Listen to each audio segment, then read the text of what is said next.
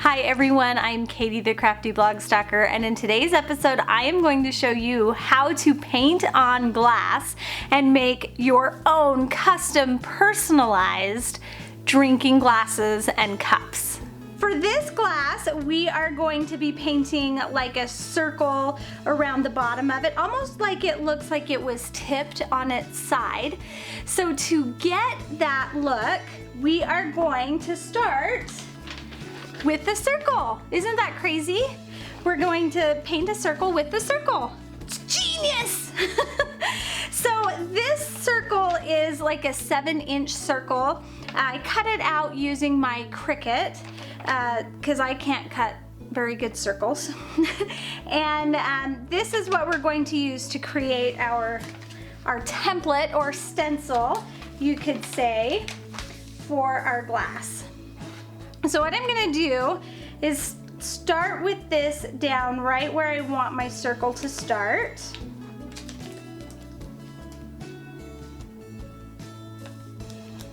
And then just push it around. Now the circle that I cut is 7 inches, but it's not going to make a 7-inch circle on my mug. That circle is actually going to be much smaller. And so I do kind of have to manipulate it a little bit and try and get these ends right here to meet up. But that's the great thing about vinyl, is it stretches and you can make it go however you want.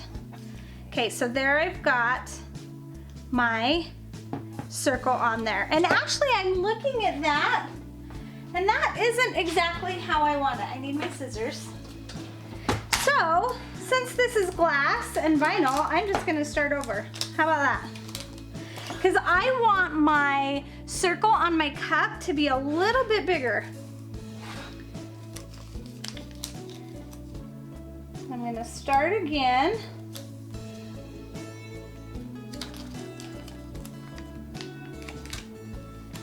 There we go, this is better.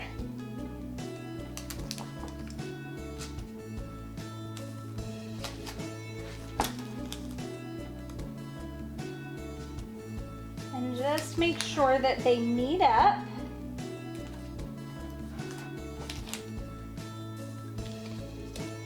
Here.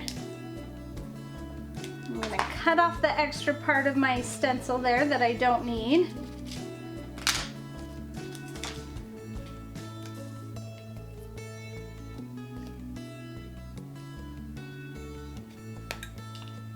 And I just want to make sure that it's rounded the whole way. I don't want there to be like any points, because then I will lose that illusion of how it dried or how I did it maybe.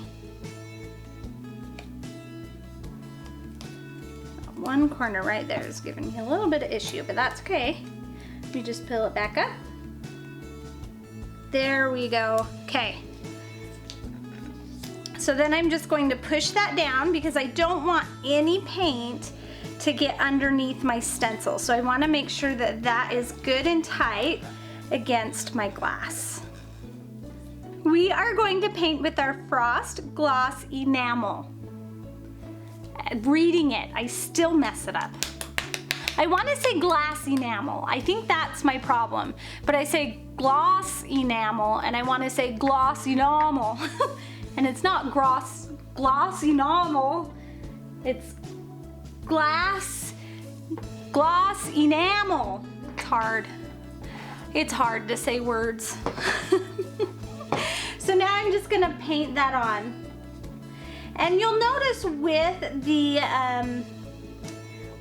the stencil, I made sure to end it before the lip of the mug.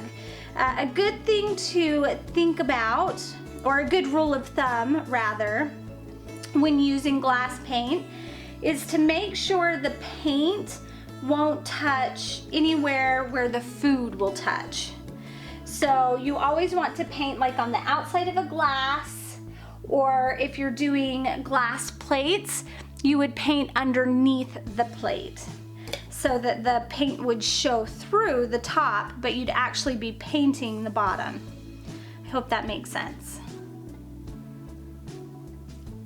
Because you don't want the paint to be touching food. It's dishwasher safe, and it is cured, it is set on there. But it's just a good rule of thumb.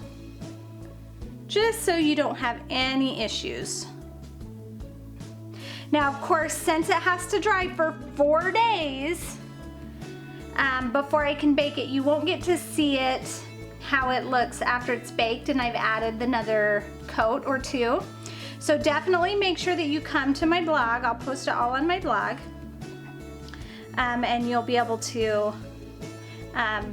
see how the finished project looks. I love these cups, and I'm so excited to put in my favorite hot chocolate and to drink out of my new favorite cups. So I want to thank you for joining me today. While you're here, I would love for you to subscribe to my YouTube channel so you don't miss out on any of my upcoming tutorials. And as always, you can find me at my home base at thecraftyblogstalker.com. Thanks everybody. Bye and happy crafting.